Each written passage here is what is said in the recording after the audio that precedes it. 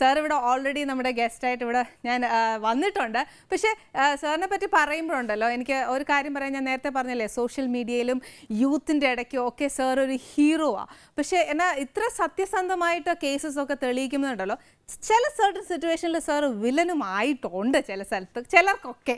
ഒരു നായകൻ്റെയും വില്ലൻ്റെയും ഒക്കെ അനുഭവങ്ങളൊക്കെ ഉണ്ടല്ലോ, അത് കേൾക്കാനും നല്ല രസമാണ് അല്ലേ. അന്നേരം ഈ പറഞ്ഞ കൂട്ട് അങ്ങനെ ഒരു വ്യക്തിക്ക് സ്പെഷ്യലായിട്ടൊരു ഡിഷ് തന്നെയാണ് നമുക്ക് കൊടുക്കാനുള്ളത്. അതുകൊണ്ട് ഞാൻ നമ്മുടെ നാട്ടിലെ ചിക്കൻ ആണെങ്കിലും സൗത്ത് ആഫ്രിക്ക ഇങ്ങോട്ട് കൊണ്ടുവന്ന ഒരു സ്റ്റാർട്ടർ തന്നെയാണ് കേട്ടോ. ഇത് നമുക്ക് എന്തായാലും സാറിന് സെർവ് ചെയ്തിട്ട് സാറിൻ്റെ വിശേഷങ്ങളൊക്കെ അറിയാം.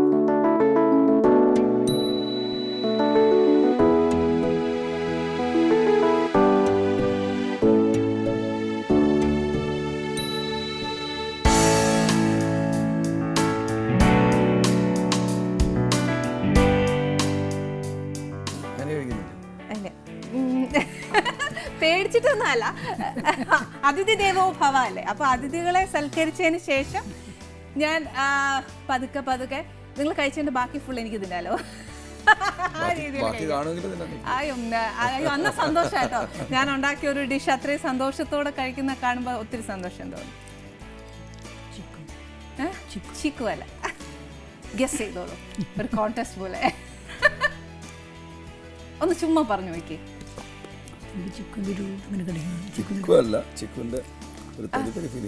ചേച്ചി ചിക്കു അല്ലാന്ന് പറഞ്ഞോണ്ട് ഇനിയിപ്പോ അങ്ങനെ പറയരുത്. അല്ലല്ല, വേറെ ഒരു എക്സ്ട്രാ ടിഞ്ച് ഉണ്ട് അതിന്റെ. കണ്ടുപിടിക്കാൻ വെക്കോ? ബട്ടർ ഫ്രൂട്ട് ഉണ്ട്. ഈ ചിക്കുവിന്റെ ശരിക്കും ഫ്ലേവർ ഫീൽ ചെയ്യുന്നു. തോറ്റോ സുല്ലിട്ടോ, പിള്ളേരോടൊക്കെ ചോദിക്കുന്നല്ലേ തോറ്റോ സുല്ലിട്ടോ എന്ന് പറയാൻ ഞാൻ പറഞ്ഞുതരാം. തോറ്റല്ലേ? ശരിക്കും പറഞ്ഞാൽ എൻ്റെ സിസ്റ്റർ കണ്ടുപിടിച്ചതാണ്. എൻ്റെ കുഞ്ഞനിയത്തി ഉണ്ട്, അവള് കണ്ടുപിടിച്ചത്. എന്നാന്ന് വെച്ചാൽ ഇതിനകത്ത് പോമിഗ്രാനൈറ്റ് ഉണ്ട്, ഓറഞ്ച് ഉണ്ട്, ആപ്പിൾ ഉണ്ട്, പിന്നെ നമ്മുടെ ഈ ഞാലിപ്പൂവും പഴമില്ല അത്, പിന്നെ രസകദളി പഴം, പിന്നെ കോൺഫ്ലെക്സ്, ഇച്ചിരി പാൽ, ഇത്രയേ ചേർത്ത്. പഴം മാത്രമേ എനിക്ക് ഗസ് ചെയ്യാൻ പറ്റുള്ളൂ. ഷാജ ഷേക്കിന്റെ ചെറിയൊരു ടേസ്റ്റ് വരുന്നത്, ആപ്പിളിന്റെ ഒരു ചെറിയ ഇത് വന്നിരുന്നു ഇല്ലേ. അപ്പം എല്ലാം ഹെൽത്തി ആയിട്ടല്ലേ ഞാൻ ഇതിനകത്ത് ഇട്ടേക്കുന്നത്. അപ്പൊ പിന്നെ പിള്ളേരും അഥവാ ബ്രേക്ക്ഫാസ്റ്റ് കഴിച്ചില്ലെങ്കിലും ഇങ്ങനെയൊക്കെ ഉണ്ടാക്കി കൊടുത്താലുണ്ടല്ലോ വേഗം കുടിക്കും. അല്ലാതെ പഴം കൊണ്ട് കൊടുക്കുകയോ ഫ്രൂട്ട്സ് കൊണ്ട് കൊടുക്കുകയോ 100 ന്യായവും പറഞ്ഞ് വേണ്ട എന്ന് പറഞ്ഞിട്ട് പോകും. Very much. ഓ പിന്നെന്താ.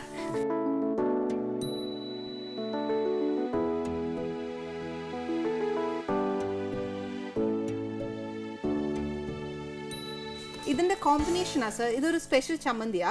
അത് നമ്മുടെ ഇവിടെ ഉണ്ടാക്കുന്ന കൊണ്ട് തേങ്ങ അരച്ച ചമ്മന്തി ഒന്നും അല്ല, അവരെ ഉണ്ടാക്കുന്ന ചമ്മന്തിയാ. ചിലപ്പോൾ ഇഷ്ടപ്പെടുവോ എന്ന് എനിക്കറിയാൻ മേല. ഇത് കുറച്ച് സാധാ നമ്മുടെ സാലഡാ.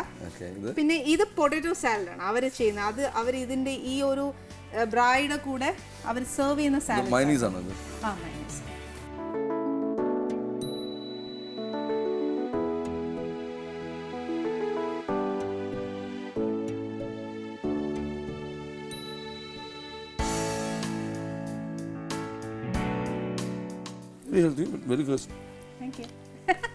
എന്നാ എപ്പോഴും നമ്മൾ ഈ പറഞ്ഞ പോലെ ചേച്ചി നമ്മളൊക്കെ വീട്ടിൽ സ്റ്റാർട്ടർ എന്ന് പറയുമ്പോൾ ഒന്നെങ്കിൽ ഫിഷ് ഫിംഗർ, അല്ലെന്നുണ്ടെങ്കിൽ ഒരു കട്ട്ലേറ്റ്, ഇതൊക്കെ അല്ലേ. ആനിങ്സ് കിച്ചണിലൂടെ നമ്മുടെ വീട്ടമ്മമാരും കൂടി ഇച്ചിരി ഒരു ഡിഫറെന്റ് ആയിട്ട് പഠിക്കട്ടെ. ഇതിനകത്ത് എന്നാന്ന് വെച്ചാൽ ഒരു ബ്രായ് എന്ന് പറഞ്ഞിട്ടൊരു പൊടിയുണ്ട് അവർക്ക് അവിടെ നിന്ന് ചെയ്യുന്നത്. അതല്ലാതെ നമ്മുടെ ഇഞ്ചിയും വെളുത്തുള്ളിയും പച്ചമുളകും ഒക്കെ മാത്രമേ ഉള്ളൂ, മെനക്കെടേയില്ല. ഏറ്റവും എളുപ്പമായിട്ട് ചെയ്യാവുന്ന ഒരു കാര്യം തന്നെയായത്. പിന്നെ ആ ബ്രൈഡ് പൊടി മാത്രം ഇവിടെ കിട്ടാൻ ഇച്ചിരി പാടാ. പക്ഷെ അതിന് എന്നൊക്കെയാ വേണ്ടിയെന്നുള്ളത് ഞാൻ പറയാം, അതനുസരിച്ച് നമ്മൾ അത് മിക്സ് ചെയ്താൽ മാത്രം മതി. ഇഞ്ചി പച്ചമുളക്, ഇഞ്ചി വേറെ ഒന്നുമില്ല. പിന്നെ നമ്മുടെ ഒരു ഇന്ത്യൻ ഡിഷ് ആക്കണം എന്നുണ്ടെങ്കിൽ മസാലയോ എന്നേലും ചേർക്കാം. അപ്പൊ ഈ ഒരു ഫ്ലേവർ വരി വേല അല്ലേ. സാറിന് എങ്ങനത്തെ ടൈപ്പ് ഓഫ് ഫുഡാ സാർ ഇഷ്ടം? ആണോ? Veg, non veg, fish? ചുരുക്കം പറഞ്ഞാൽ എനിക്കൊന്ന് ചേച്ചി നല്ല പാചകക്കാരി ആയിരിക്കും. എക്സ്പെരിമെന്റ് ചെയ്യാനൊക്കെ എനിക്ക് ഇഷ്ടമാണ്. ആണോ? ചേച്ചി എന്നൊക്കെയാ ചെയ്യുന്നത്? ഇടയ്ക്ക് ഇങ്ങനെ ഓരോന്നൊക്കെ എക്സ്പെരിമെന്റ് ചെയ്യും. ചിലപ്പോൾ ബുക്കൊക്കെ നോക്കിയിട്ടും ചിലപ്പോൾ ഒരു സെൽഫ് എക്സ്പെരിമെന്റ് ഒക്കെ നടത്താറുണ്ട്. ഏറ്റവും സക്സസ് ചെയ്തേതാ ചേച്ചി? വെജാ നോൺ വെജാ? അപ്പൊ നല്ല കൈപ്പുണ്യമുള്ള ചേച്ചിയാ. ചേച്ചിയെ ഞങ്ങൾക്ക് കൂടെ ഒന്ന് പറഞ്ഞു തരാമോ ഇതൊക്കെ? അതിന്റെ ഇടയിലാണ് ഞാൻ ഈ സൗത്ത് ആഫ്രിക്കയെ കൊണ്ട് ഇറങ്ങിയേക്കുന്നത്. ഇതൊന്നും ഞാൻ വെച്ചിട്ടില്ല. ഇച്ചിരി ഒരു സൗത്ത് ആഫ്രിക്കയായിട്ട് ചേച്ചി, ഇത്ര കൈപ്പുണ്യമുള്ള ചേച്ചിയുടെ മുമ്പിലേ ഈ സൗത്ത് ആഫ്രിക്കയും കൊണ്ട്. ഇത് ഭയങ്കര ടേസ്റ്റ് ഉണ്ട്, പക്ഷെ അവൾ എന്ത് വെച്ചാലും ടേസ്റ്റാ. ചേച്ചി ഞങ്ങൾക്കും കൂടെ കുറച്ചൊക്കെ ടിപ്പ് കേട്ടോ. അതിൽ ഏറ്റവും വലിയ ഹോബിയാണ് ഈ പല സ്ഥലത്തും പോയി പല ഫുഡും കഴിക്കുക. ഈ പുതിയ ഫുഡൊക്കെ വരുമ്പോൾ സർ ടേസ്റ്റ് ചെയ്ത് നോക്കും? റിസ്ക് കുഴപ്പമൊന്നുമില്ലല്ലേ? ഒരു റിസ്ക്കില്ല. Actually go to Dubai. ദുബായിൽ പിന്നെ എമിറേറ്റ്സ് മോൾ ഉണ്ടല്ലോ, അവിടെ ഇങ്ങനെ കുറേ കൺട്രീസിൻ്റെ നിരന്തരമായിട്ടുള്ള റെസ്റ്റോറൻറ്റ്സ് ഉണ്ട്. കയറി കയറി കയറി കയറി കഴിക്കാം. ഏറ്റവും നല്ല മെഡിറ്ററേനിയൻ ഫുഡാണ്. മെഡിറ്ററേനിയൻ ഫുഡാണ് ഏറ്റവും കൂടുതൽ റോ ആയിട്ട്. റോ എന്ന് പറഞ്ഞാൽ എല്ലാം ഇതുപോലെ റോ അല്ല, ഒരുപാട് ലീഫി വെജിറ്റബിൾസും ലീവ്സും ഉപയോഗിച്ച് ഭക്ഷണം കഴിപ്പിക്കുന്നവരാ. അപ്പോൾ സർ ഇങ്ങനെ നമ്മൾ ഒത്തിരി ഭക്ഷണം അങ്ങനെയൊക്കെ നോക്കുമ്പോൾ ഹെൽത്ത് പ്രശ്നമൊന്നുമില്ലേ? ഹെൽത്ത് കോൺഷ്യസ് ആയിരിക്കണം. രാവിലെ ഓടാനും ഞാനും ഭയങ്കരമായിട്ട് അധ്വാനിച്ചിട്ട് ഈ രൂപത്തിൽ ഇരിക്കണമെങ്കിൽ എന്ത് വേണ്ടി കഴിക്കണമെന്ന് ആലോചിച്ചാണ്. ഞാൻ ദിവസം രാവിലെ 1 മണിക്കൂർ ബാസ്കറ്റ് ബോൾ കളിക്കും. ഇവിടുന്ന് എന്താ പറയുക, ഞങ്ങൾ താമസിക്കുന്ന വഴുതിക്കേടാ, അവിടുന്ന് ചന്ദ്രശേഖരനാഥ് സ്റ്റേഡിയം വരെ ഓടിയിട്ടാണ് കളിക്കുന്നത്. ഇത്രയും അധ്വാനിച്ച് കഴിഞ്ഞിട്ട് ഇതുപോലെ ഇരിക്കണമെങ്കിൽ ഞാനൊക്കെ കുറച്ചൊക്കെ ഡീസൻ്റ് ആയിട്ട് ഇരിക്കേണ്ടി വരും. കാര്യം നമുക്കൊന്നും ചെയ്യാൻ അറിയാൻ പറ്റില്ല, പക്ഷെ മടി എന്നൊരു സാധനം ദേഹത്ത് ഇങ്ങനെ പിടിച്ചു വെക്കുക. പിന്നെ നാളെ എന്നൊരു വാക്കുള്ളതുകൊണ്ട് പിന്നെ നാളെ തൊട്ട് ഞാൻ എക്സസൈസ്. അല്ല, അതിനെന്തിനാണെന്നറിയോ, ഭക്ഷണം കഴിക്കാൻ അത്ര ആഗ്രഹം ഉണ്ടെങ്കിൽ വർക്കൗട്ട് ചെയ്തിരിക്കുമ്പോൾ കൂടുതൽ കഴിക്കാമല്ലോ. ഭക്ഷണം കഴിക്കാൻ ആഗ്രഹമുണ്ട്, വർക്കൗട്ട് ചെയ്യുമ്പോൾ ഭയങ്കര മടിയാ. അതല്ല പോട്ടെ സർ, ഒരു കാര്യം ചോദിച്ചിട്ടെ സാറിന് ഇപ്പം കുഞ്ഞുനാളിൽ പോലെ സാറിന് എന്നാ ആവാനായിരുന്നു ഇഷ്ടം? പോലീസ് ആവാൻ. ആണോ? എൻ്റെ അച്ഛനൊരു ജുഡീഷ്യൽ ഓഫീസർ ആയിരുന്നു. അപ്പം അച്ഛനടുത്ത് ഒരുപാട് പോലീസുകാർ വരുന്നത് ഞാൻ കണ്ടിട്ടുണ്ട്. ഒരെണ്ണം കൂടെ കഴിക്കട്ടെ? എൻ്റെ ദൈവമേ, ഐ ആം സോ ഹാപ്പി. ഒരു കുഴപ്പമില്ല, ഇതൊരു കുഴപ്പമൊന്നുമില്ലല്ലോ. അങ്ങനെയല്ല, ഇവിടെ വരുന്ന ഗസ്റ്റ് എത്ര കഴിക്കാവുന്നല്ലോ. അയ്യോ അങ്ങനെയൊന്നുമില്ല, ഞങ്ങൾക്ക് ഫുൾ കഴിച്ചാൽ ഞങ്ങൾക്ക് അത്രയും സന്തോഷം. എന്താ പറഞ്ഞേ? കുഞ്ഞുനാള് പോലെ അപ്പോൾ അച്ഛനടുത്ത് ഒരുപാട് പോലീസ് ഓഫീസേഴ്സ് വരും ഈ പ്രതികളെ കൊണ്ടൊക്കെ. അപ്പം അന്ന് ആദ്യമൊക്കെ കുഞ്ഞുനാളിൽ ഫ്രം എ ഡിസ്റ്റൻസ് പോലീസ് എന്നുള്ള പേടിയൊക്കെ ഉണ്ടായിരുന്നു. പിന്നെ ഈ മജിസ്ട്രേറ്റിൻ്റെ അടുത്ത് പ്രതികളെ കൊണ്ടുവരുന്ന പോലീസ് ഉദ്യോഗസ്ഥർ നോർമലി നമ്മളെയൊക്കെ ഒന്ന് ഓമനിക്കും. കാരണം മജിസ്ട്രേറ്റിൻ്റെ ഓമനിച്ച കുറച്ച് കഴിഞ്ഞാൽ പിന്നെ എനിക്ക് അന്ന് തൊട്ട് തുടങ്ങിയ ആഗ്രഹമാണ്. പിന്നെ കുറച്ച് കഴിഞ്ഞപ്പോൾ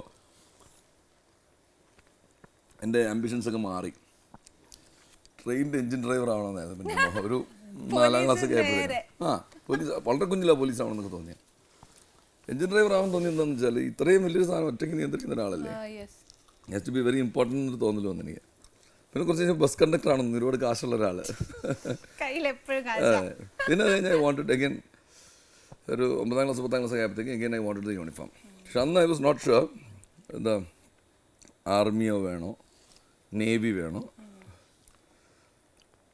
then I finally joined up with the customs. ജോലിയൊക്കെ കഴിഞ്ഞിട്ട് നേവൽ NCCയിലുണ്ടായിരുന്നു. അപ്പോൾ കോളേജിൽ പഠിക്കുന്ന സമയത്താണ് ശരിക്കും പോലീസ് എന്ന് തന്നെയുള്ള ക്ലിയറായിട്ടൊരു പിക്ചറായി. അന്ന് തൊട്ട് സിവിൽ സർവീസിൻ്റെ സ്വപ്നങ്ങൾ കണ്ടു തുടങ്ങി. പോലീസിലേക്ക് തന്നെ സ്റ്റിക്ക് ഓൺ ചെയ്യാൻ any reasons behind that? No. See I too like police. ഞാൻ നേരത്തെ പറഞ്ഞല്ലോ, ചെറുപ്പം പോലെ കണ്ട് ശീലമുണ്ട്. പിന്നെ ഒരുപാട് പേരുടെ ലൈഫിൻ്റെ കാര്യങ്ങളൊക്കെ തീരുമാനിക്കാൻ പറ്റുന്നുണ്ട്. നമ്മൾ ഓരോ ഡിസിഷൻസും ഭയങ്കര നിർണായകമായിരിക്കും. അതെനിക്ക് നേരത്തെ മനസ്സിലായിട്ടുണ്ട്. ഞങ്ങളെ ഏറ്റവും കൂടുതൽ ടെററൈസ് ചെയ്തിരുന്നത് ഞങ്ങൾ കോളേജിനടുത്തുണ്ട് തന്നെ SI. അപ്പോൾ SIക്ക് ഇത്രയും പവറാണെങ്കിൽ IPS എന്തായിരിക്കും എന്നുള്ള അങ്ങനെ ഒരു. പക്ഷെ അന്ന് അറിഞ്ഞുകൂടാതെ പോയൊരു കാര്യം എന്ന് വെച്ചാൽ ഇത്രയും പവർ വെറുതെ കിട്ടത്തില്ല എന്നുള്ളത് ഞാൻ മനസ്സിലാക്കിയിരുന്നില്ല.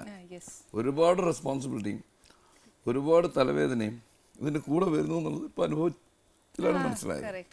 സാറിൻ്റെ ലൈഫിൽ ഇങ്ങനെ ശരിക്കും ഞാനൊക്കെ ഈ IPS ഓഫീസർ എന്നൊക്കെ പറയുമ്പം ഏട്ടൻ്റെ പടത്തിൽ സുരേഷ് ചേട്ടനൊക്കെ ഇങ്ങനെ കമ്മീഷണറായിട്ട് വന്ന് ചവിട്ടി പൊട്ടിച്ച് ബഹളം വെച്ചൊക്കെ വരുന്ന കാണുന്നത് അല്ലേ സർ? അങ്ങനെ എപ്പോഴെങ്കിലും ഒരു സീനിയർ ഓഫീസേഴ്സിൻ്റെ അടുത്ത് ഇങ്ങനെ മന്ത്രിമാരുടെ അടുത്തോ അല്ലെങ്കിൽ ഇങ്ങനെ ഒച്ച വെച്ച് വർത്താനം പറയുക അല്ലെങ്കിൽ ആഗ്യൂ ചെയ്യുക, അങ്ങനെ കയ്യടി മേടിക്കുകയോ അങ്ങനെയൊക്കെ എന്തെങ്കിലും ഉണ്ടായിട്ടുണ്ടോ ജീവിതത്തിൽ? ഞങ്ങളുടെ ജീവിതം ഇതുപോലെ നരകതുല്യമാക്കിയതിൽ പ്രധാന പങ്കുവച്ചിട്ടുള്ള ഒരാളാണ് സുരേഷ് ഗോപി. എന്റെ ദൈവം തമ്പുരാനെ, സുരേഷ് കേൾക്കുന്നുണ്ടോ? അദ്ദേഹത്തോട് ഞാൻ പറഞ്ഞിട്ടുണ്ട്. ഞാൻ നേരത്തെ എന്താ സിനിമയിലെ പോലീസും യഥാർത്ഥ പോലീസും എന്നും പറഞ്ഞ ഒരു ചർച്ച ഉണ്ടായിരുന്നു. ഞാനായിരുന്നു യഥാർത്ഥ പോലീസ്, അദ്ദേഹം സിനിമയിലെ പോലീസ്. അപ്പം ഇത് അദ്ദേഹത്തിന് മാത്രം സിനിമയിൽ ചെയ്യാൻ പറ്റുന്നൊരു കാര്യമാണ്. പോയി ഇങ്ങനെയൊക്കെ കാണിച്ചുകൊണ്ട് പോയി അടിക്കുകയും. ഞങ്ങളൊക്കെ എവിടെയെങ്കിലും ഒരു ആക്ഷന് പോവുകയാണെങ്കിൽ നല്ലപോലെ ആളെടുത്തോണ്ട് പോകും. ഞങ്ങൾക്ക് ജീവന് പേടിയില്ലേ, ചുമ്മാ വെറുതെ അദ്ദേഹം ഒറ്റയ്ക്ക് പോയി പ്രൈവറ്റ് വണ്ടി എടുത്തുകൊണ്ട് 25 പേര് ഒന്നിച്ചടിച്ചിട്ട് വരും. ഇപ്പം ഞങ്ങളുടെ ചെയ്യണമെന്ന് അറിയാം. നാട്ടുകാരുടെ കൊണ്ട് പ്രതീക്ഷ എന്താ, ഞങ്ങൾ ഇങ്ങനെയൊക്കെ ചെയ്യണം. അപ്പം ഞാൻ ഒരു ഉദാഹരണം പറയാം. എൻ്റെ ജീവിതത്തിലുണ്ടായിട്ടുള്ള ഏറ്റവും വലിയ അപമാനവും കോംപ്ലിമെൻറ്റും രണ്ടും ഒന്നിച്ചാ. ഞാൻ കുന്നംകുളത്ത് ASP അണ്ടർ ട്രെയിനിങ് ആയിരുന്നു. ഓക്കെ. ഞാൻ ഉച്ചയ്ക്ക് വീട്ടിൽ പോയിട്ട് തിരിച്ച് പോലീസ് സ്റ്റേഷനിലോട്ട് വരും. അപ്പം ഞങ്ങൾ SIയുടെ ഉത്തരവാദിത്തം SHO ആയിരിക്കുക. ഞാനുണ്ട്, ഒരു പോലീസുകാരനുണ്ട്, ഡ്രൈവറുണ്ട്, ഞങ്ങൾ 3 പേരേ ഉള്ളൂ. അപ്പോൾ ഉറക്കമൊക്കെ കഴിഞ്ഞ് ഉച്ചയ്ക്ക് ഒരു 3:30 ആകുമ്പോൾ പതുക്കെ ഓഫീസിലോട്ട് പോവുക. കുന്നംകുളം ബസ് സ്റ്റാൻഡിലുണ്ട് ഒരു കട തല്ലി വിളിക്കുന്നത് 5-6 പേര് വന്ന്.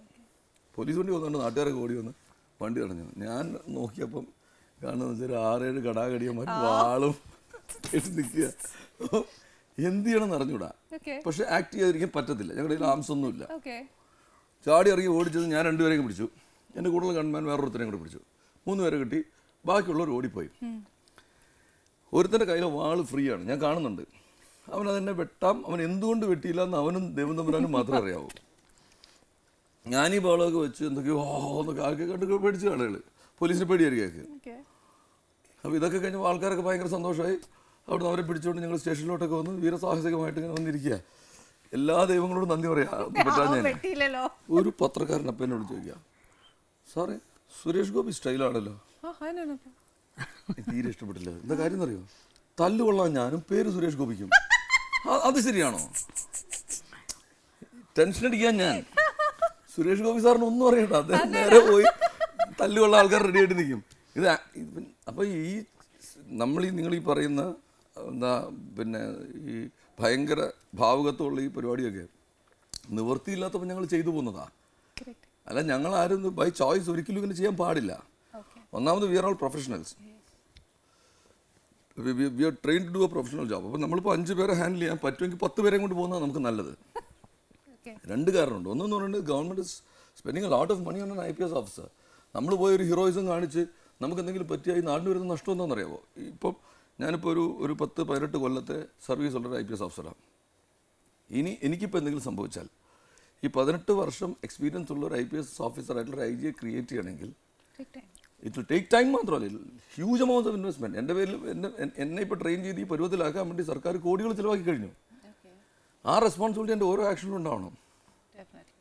ഞാൻ പറഞ്ഞ മനസ്സിലായില്ലേ? I can't let anything happen to me for the simple reason that എനിക്ക് അല്ല സംഭവിക്കുന്നത്. ശ്രീജിത്ത് എന്നുള്ള വ്യക്തിക്കല്ല അവിടെ സംഭവിക്കുന്നത്. ശ്രീജിത്ത് എന്നുള്ള വ്യക്തി പ്രതിനിധാനം ചെയ്യുന്നു സേനയ്ക്ക് സംഭവിക്കും, സേനയുടെ മൊറാലിന് സംഭവിക്കും, ശ്രീജിത്ത് എന്നുള്ള വ്യക്തിക്ക് സംഭവിക്കും, പബ്ലിക് എക്സ്ചക്കർക്ക് സംഭവിക്കും. അപ്പം നിവൃത്തി ഉണ്ടെങ്കിൽ സുരേഷ് ഗോപി വിളിക്കാൻ പോകും. പോലീസിനോട് ബേസിക്കലി അവർക്ക് പേടിയില്ല.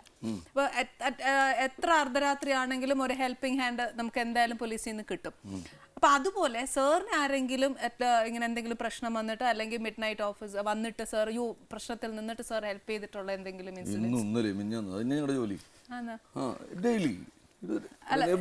ഏറ്റവും കൂടുതൽ സാറിന് മനസ്സിലാതെ തങ്ങിയ അങ്ങനെ എന്തെങ്കിലും അനുഭവങ്ങളുണ്ടോ? മറക്കാൻ പറ്റാത്ത ഒരുപാട് രസകരമായ സംഭവങ്ങൾ വേറെ ഉണ്ട്. അതൊന്ന് പറയൂ. ഞങ്ങളുടെ പ്രേക്ഷകർക്കും അതൊക്കെ ഒന്ന് കേൾക്കാൻ രസമല്ലേ? തലശ്ശേരിയിൽ ASP ആയിരുന്നപ്പോൾ ഞാൻ സർവീസ് തുടങ്ങി. തലശ്ശേരി ASP ആയിരുന്നു.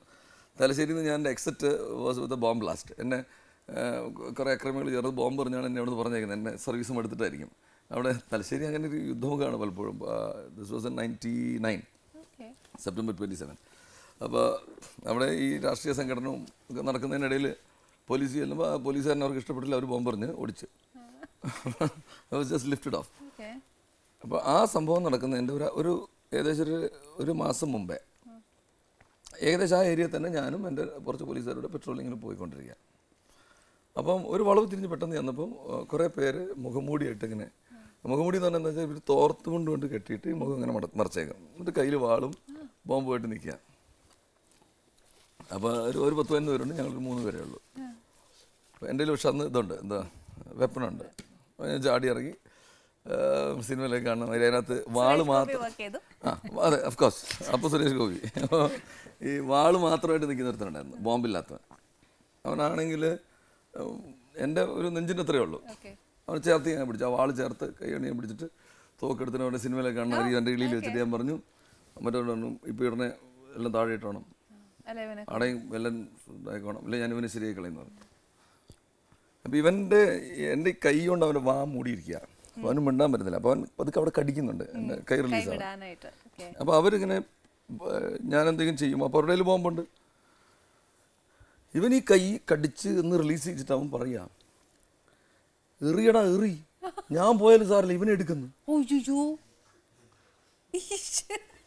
നല്ല ജീവനങ്ങ് പോയി. അവിടെ സുരേഷ് ഗോപി എല്ലാം പോയി.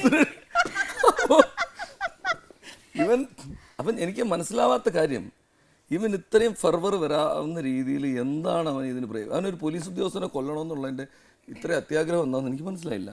അവൻ ചത്താലും കുഴപ്പമില്ല, ഞാനും അവന് തമ്മിൽ ഒരു പരിചയവും ഇല്ല, നമ്മൾ തമ്മിലൊരു വൈരാഗ്യവും ഇല്ല, ഒരു സ്നേഹവും ഇല്ല. എന്നിട്ട് ഇവൻ അവനോടുള്ളതിനേക്കാൾ സ്നേഹം അവൻ്റെ കൂട്ടുകാർക്ക് അവനോട് ഉണ്ടായിരുന്നതുകൊണ്ട് മാത്രം അവർ എറിഞ്ഞില്ല. സത്യം. അല്ലെ അയ്യോ, അവരെറിഞ്ഞേനെ, ഞാൻ ഇവനെ കൊന്നേനെ, ഞങ്ങൾ രണ്ടുപേരും ചത്തേനെ. Sent shivers down my spine. ഞാൻ എന്നിട്ട് അവനെയും കൊണ്ട് പിന്നീട് പോയി ഞാൻ അവനോട് ചോദിച്ചു, എടാ നിനക്ക് നമ്മൾ തമ്മിൽ പരിചയമില്ലല്ലോ, നീ എന്തിനാ എന്നെ കൊല്ലണമെന്ന് പറഞ്ഞേ? അപ്പം ഹി വാസ് ആൻറ്റി എസ്റ്റാബ്ലിഷ്മെന്റ്. അവൻ അന്നത്തെ എസ്റ്റാബ്ലിഷ്മെന്റിനെതിരായിരുന്നു. അപ്പോൾ അവൻ പറഞ്ഞു, നിങ്ങൾ ഇന്നാരുടെ പട്ടിയാണ്.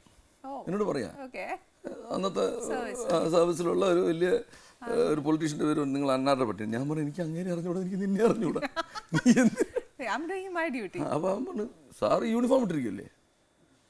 അപ്പോൾ ഈ this is something which I can never ever forget.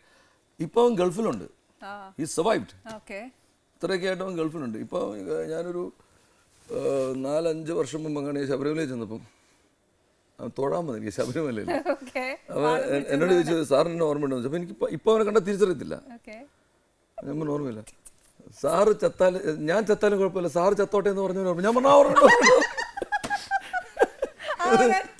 മതി.